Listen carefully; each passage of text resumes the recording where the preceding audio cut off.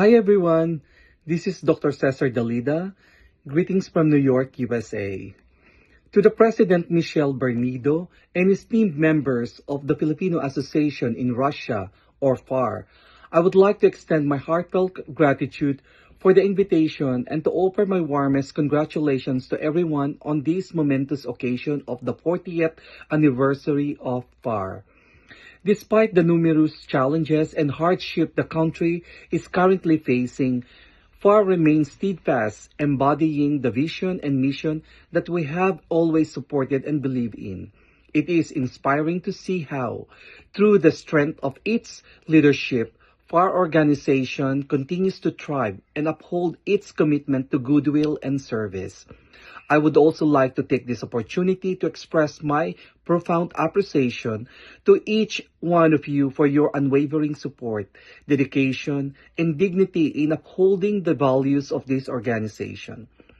Your collective efforts serve as a beacon of hope and resilience for many. May the organization FAR continue to grow, inspire, and make a meaningful impact in the years to come.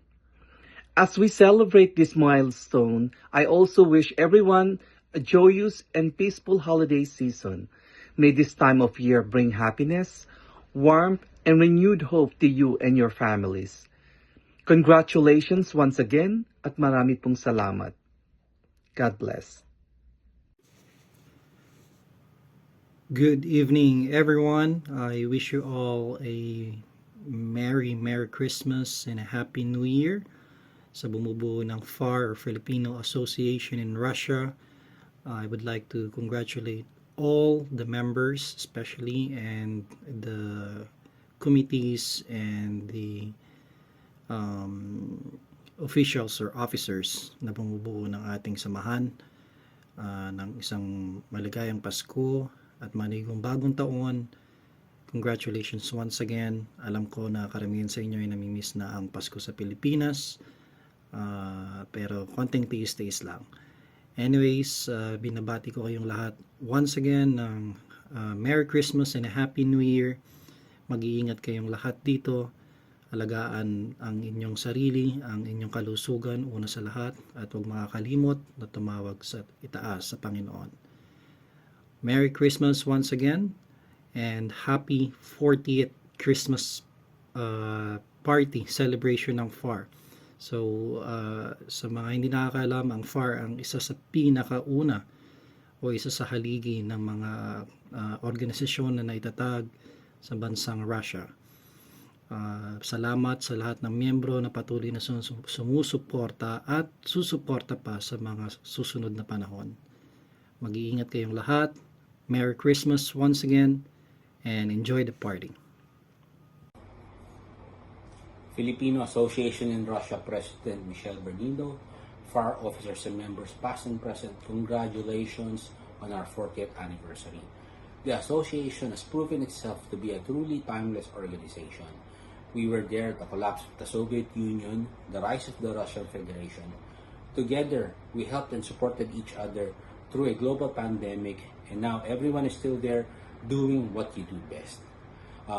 Congratulations on this occasion. I hope that everyone continues with the principles of our organization.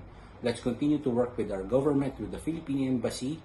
Let's continue to be ambassadors of Filipino culture and heritage to the people of the Russian Federation. Most importantly, let's continue with our principles of love, respect, and unity through the next 40 or more years. Salamat po at mabuhay po tayong lahat. Bye po. Isang mapagpalang araw po sa inyong lahat.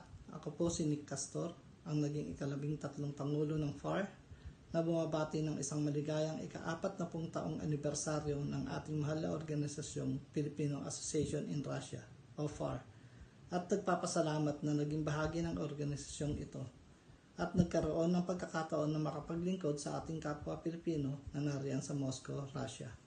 Muli po, maraming salamat at naway patuloy na makagawa ng maraming proyekto na makakatulong sa ating kapwa Pilipino na patuloy na nakikipagsapalaran dyan sa Moscow, Russia. Muli po, maraming salamat. Magandang umaga sa aking mga kababayan sa Moscow, Russia.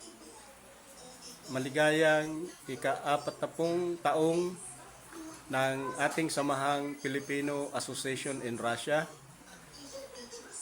Congratulations sa lahat na naging kaasapi, kabahagi ng ating samahang ito.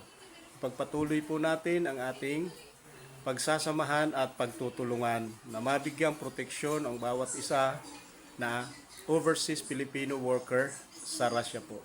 Maligayang ika-40 taon po muli. Maraming salamat po.